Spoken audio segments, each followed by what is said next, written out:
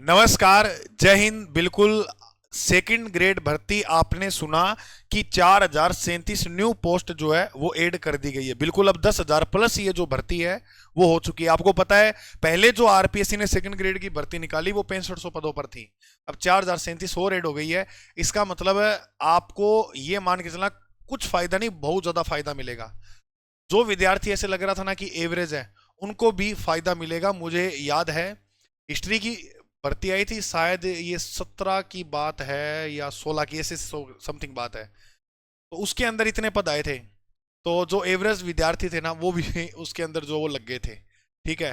तो आपको मैं ये बता रहा हूँ, इस पे थोड़ा सा आप काम अच्छे से कर लेना, स्मार्ट स्टडी कर लेना, और भाई इसके अंदर आपका आराम से सिलेक्शन हो जाएगा। अब आपके जो कमेंट आ रहे थे वो ये आ रहे थे कि सर जो इकोनॉमिक्स सब्जेक्ट है वो हम कैसे तैयार करें, इकोनॉमिक्स में जो हमें थोड़ी प्रॉब्लम जो फेस करने को मिल रही है। तो हम आपको ये बता दें मेरे भाई कि इकोनॉमिक्स जो सब्जेक्ट है बहुत शानदार और कंसेप्चुअल सब्जेक्ट है। आज की क्लास में हम चर्चा करेंगे कि इकोनॉमिक्स पर अपनी कमांड जो है वो अच्छी कैसे बनाएं। यानी मैं बात कर रहा हूँ एसएसटी द्वितीय पेपर सामाजिक विज्ञान की, भारतीय अर्थशास्त्र जो है उसके लिए स्ट्रेटजी की जो है आज ये वीडियो रहने वाली है। तो सुनिए ध्यान से। तो आपको हम बता दें कि आपके लिए ये बात है कि भारतीय अर्थशास्त्र का जो है वो सिलेबस ऐसे दिया कि इसने मांग और पूर्ति की मूल अवधारणा टॉपिक दे दिया है, राष्ट्रीय आय दे दिया, आर्थिक वृद्धि और विकास दे दिया, मुद्रा का अर्थ और कार्य दे दिए, मुद्रा आपूर्ति का मापन दे दिया, केंद्रीय बैंक और वाणिज्य बैंकों के कार्य दे दिए, मुद्रा स्फीति दे दी, केंद्रीय प्रवृत्ति की माप दे दिए, भारतीय अर्थव्यवस्था में वृद्धि, क्षेत्रीय विश्लेषण और योगदान भी जो है यहाँ बताना है। भारत में आर्थिक सुधार है, गरीबी बेरोजगारी दे दी, भारत में स्वास्थ्य शिक्षा मानव विकास और सतत विकास लक्ष्यों के बारे में यहाँ ये सिलेबस में ऐड कर दिया। ये जो है नया 2026 में सिलेबस लॉन्च हुआ उसके अनुसार ही हमने ये सिलेबस आपको दिखाया है। और इसमें कुछ टॉपिक हटा दिए जैसे लॉस और उपभोक्ता संतुलन की बुनियादी अवधारणा, उपभोग फलन, बजट घाटे की अवधारणा, साख सर्जन और साख नियंत्रण के उपाय, ये सारे टॉपिक जो वो हटा दिए गए हैं। अब कुछ टॉपिक ऐड किए हैं, है ना।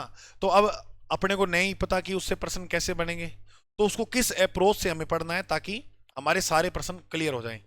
तो यहां मैंने लिखा है अर्थशास्त्र के अंदर हम फतेह करके रहेंगे। निश्चिंत रहिएगा, 2025 से पहले जितने भी पेपर हुए उनमें एवरेज थी इनकी 19 प्रश्नों की इकोनॉमिक्स के, 19 20 18 ये एवरेज जो है वो रही है। तो हमने औसतन ये माना कि 19 जो पेपर हमने अध्ययन किया 19 जो है वो प्रश्न आपको देखने को मिले अर्थशास्त्र के। ये मैंने इस कोर्स के अंदर भी डाले हुए सारे पीवाईक्यू के पेपर पुराने जो है। तो उसमें हमने ये देखा कि 10 प्रश्न जो देखने को मिले, वो जो प्रश्न थे 10 से 11 प्रश्न, मतलब 10 से ऊपर ही मानो आप, वह जो प्रश्न थे वो कॉन्सेप्ट बेस्ड थे। 10 प्रश्न थे वो कॉन्सेप्ट बेस्ड थे।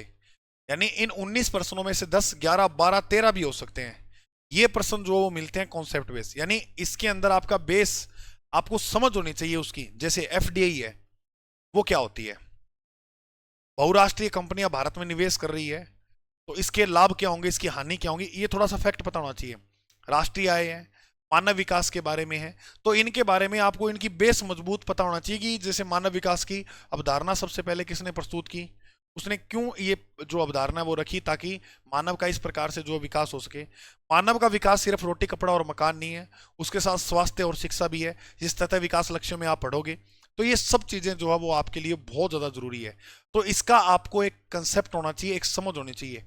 अगर मेरे भाई वो आपके अंदर नहीं है तो इस प्रश्न में आप जो है वो इस सब्जेक्ट के अंदर फतेह हासिल नहीं कर सकते हो। ठीक है, आप सोच रहे हो कि हम किताब से पढ़ लें और हमारा काम हो जाएगा, नहीं होगा।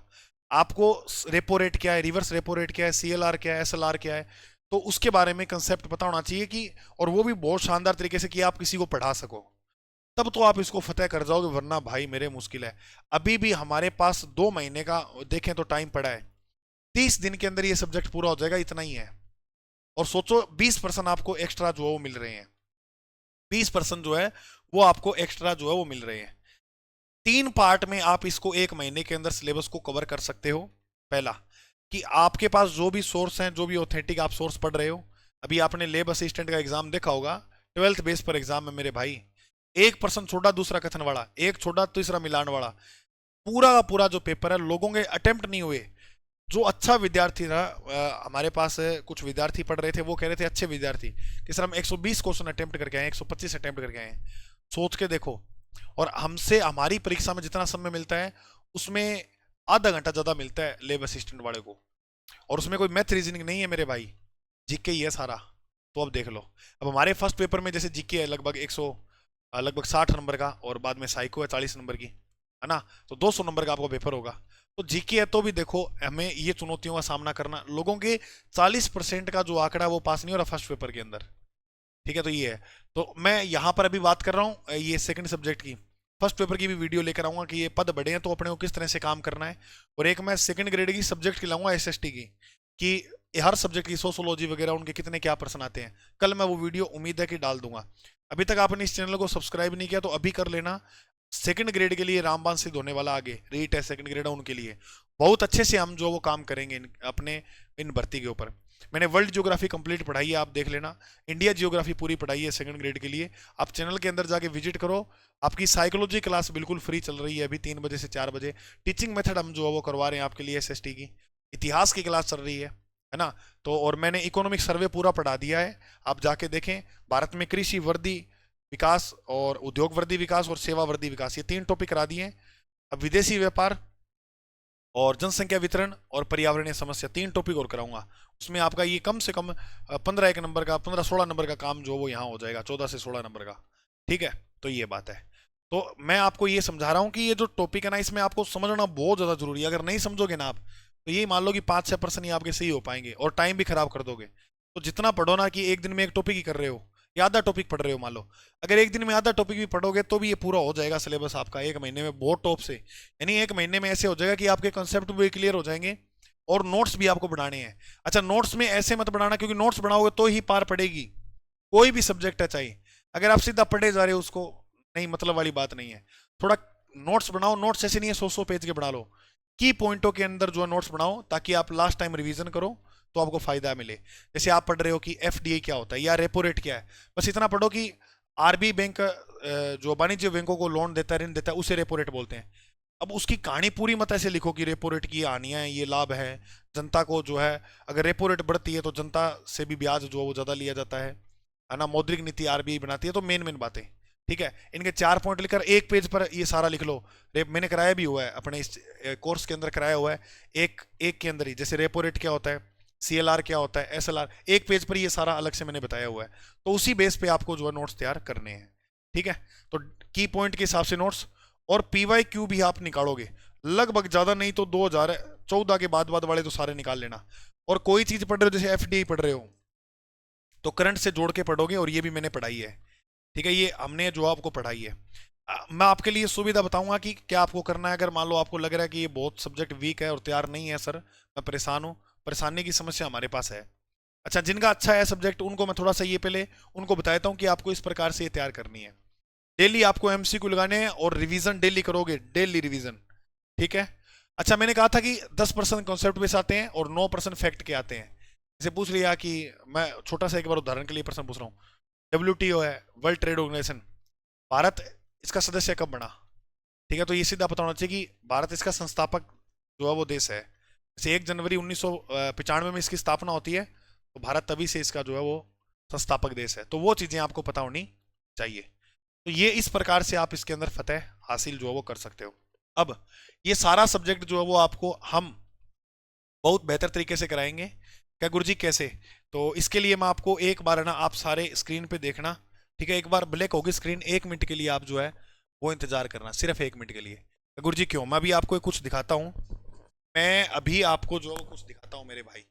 बस सिर्फ और सिर्फ 1 मिनट आप इंतजार करो, सिर्फ 1 मिनट। 1 मिनट पूरा भी नहीं करना है इंतजार, अभी मैं आपको कुछ।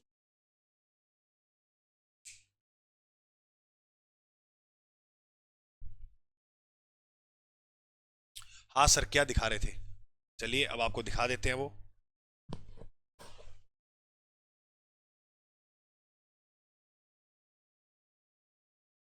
तो मैं आपको ये दिखा रहा था कि आज मदर डे है, और मदर डे पर मम्मी से मैं बात कर रहा था। मम्मी क्लास से देखती है, आपके कमेंट भी पढ़ती है, तो पास में सिस्टर थी। तो एक ये नवजोत कौर जी का कमेंट आया हुआ था। ठीक है, इन्होंने काफी दिनों से कमेंट कर रखा था और मैंने सोचा था कि इनका कमेंट का आदर किया जाए और मैं इस कोर्स में 20% जो वो ऑफ दे दूंगा। तो ये इकोनॉमिक्स का कोर्स चल रहा है आपके लिए। तो इसने कहा सर जी ऐप में ऑफर दे दो प्लीज, इकोनॉमिक्स का कोर्स लेना है। जब ये शब्द लगाए ना तो मैंने ये सोचा कि चलो इतना कर देते हैं अपने। फिर माता श्री का फोन आया, माता श्री कहती कि वो एक नवजोत कौर नाम से लड़की है और उसने मैसेज ऐसा कर रखा है, तो क्या ऑफर दिया नहीं है क्या? तो बात चलती रहती है ऐसे। मैंने कहा नहीं, तो क्या आज मदर डे है तो मैं मांगू कुछ? क्या हाँ भाई इस ऑफर दे दो। तो मैं सच बता रहा हूँ इकोनॉमिक्स में 30% से ज़्यादा ऑफर नहीं दिया। और आज मैं आपको ये घोषणा कर रहा हूँ कि 30% ऑफर ये मेरी माता जी की तरफ से आपको, टोटल 50% ऑफर जो है इस कोर्स में अब आपको मैं दे रहा हूँ। जितने भी साथी ये वीडियो देख रहे हैं ना, जितने भी साथी, बहुत डिमांड रहती है कि सर आप इकोनॉमिक्स में ऑफर नहीं लाते, ऑफर नहीं लाते। ये इतना शानदार ऑफर है, फिर ये ऐसा ऑफर नहीं मिलेगा आपको। तो ये इकोनॉमिक्स वॉरियर बैच हमने शुरू कर रखा है। वीडियो कोर्स तो मिलेगा मिलेगा आपको बिल्कुल सरल भाषा में, इसके साथ टेस्ट सीरीज भी मिलेगी न्यू सिलेबस पे आधारित। जैसे टॉपिक पढ़ा टेस्ट लगाओ, जैसे टॉपिक पढ़ा टेस्ट लगाओ। और इसमें ये जो न्यू पोस्ट ऐड हुआ है नए सिलेबस के आधार पे सब कुछ मिलेगा, ऐसा नहीं है पुराना।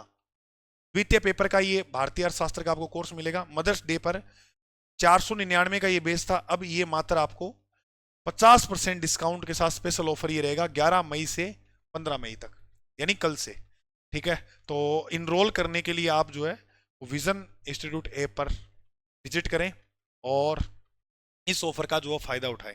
तो विजन इंस्टीट्यूट ऐप का जो लिंक है वो डिस्क्रिप्शन में दिया गया है, या आप इसे गूगल प्ले स्टोर से जो है सर्च कर सकते हो।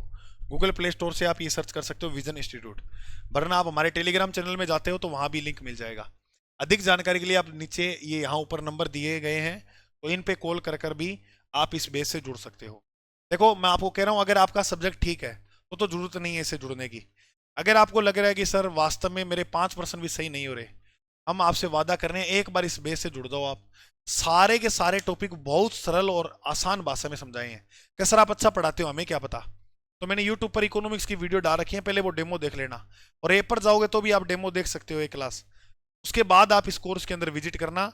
इसके अंदर इकोनॉमिक सर्वे का कोर्स देखो, इसके अंदर और क्या मिलेगा आपको। एक तो ये इकोनॉमिक्स का वीडियो कोर्स, फिर इसकी टेस्ट सीरीज, फिर इन टेस्टों का सॉल्यूशन मिलेगा। उसके बाद जो इकोनॉमिक्स में नए टॉपिक जोड़े हैं जैसे मानव व्यवसाय वगैरह फर्स्ट पेपर के अंदर वो भी मिल जाएंगे। इकोनॉमिक्स सर्वे 2025-26 का पूरा मिल जाएगा इसके अंदर कोर्स में। ठीक है, तो इतना कुछ हम, और इनकी पीडीएफ भी मिल जाएगी आपको, नोट्स भी मिल जाएंगे। ठीक है, तो ये सब कुछ आपको उपलब्ध करवा दिया जाएगा। तो अभी जाइएगा डिस्क्रिप्शन में और इससे कोर्स से जरूर जुड़िएगा। तो अभी के लिए सभी मेरे प्यारे साथियों को नमस्कार, ऑल द बेस्ट। बिल्कुल फतेह करनी है, पद बड़े हैं, इसका मतलब ये मान लेना कि भगवान भी चाहता है कि आपका सिलेक्शन हो। ठीक है, तो इस भर्ती के अंदर अगर आप अच्छे से काम करते हो अपने ऊपर तो फाइनल सिलेक्शन आपका हो जाएगा। ठीक है, जय हिंद। और एक बात और, आपको किसी भी मतलब पढ़ते टाइम कोई समस्या का सामना करना पड़ रहा है, कैसे सब्जेक्ट कवर नहीं हो रहे, तो आप कमेंट में जरूर लिख दिया करो, मैं उस पर वीडियो बना दूंगा। ओके, नमस्कार।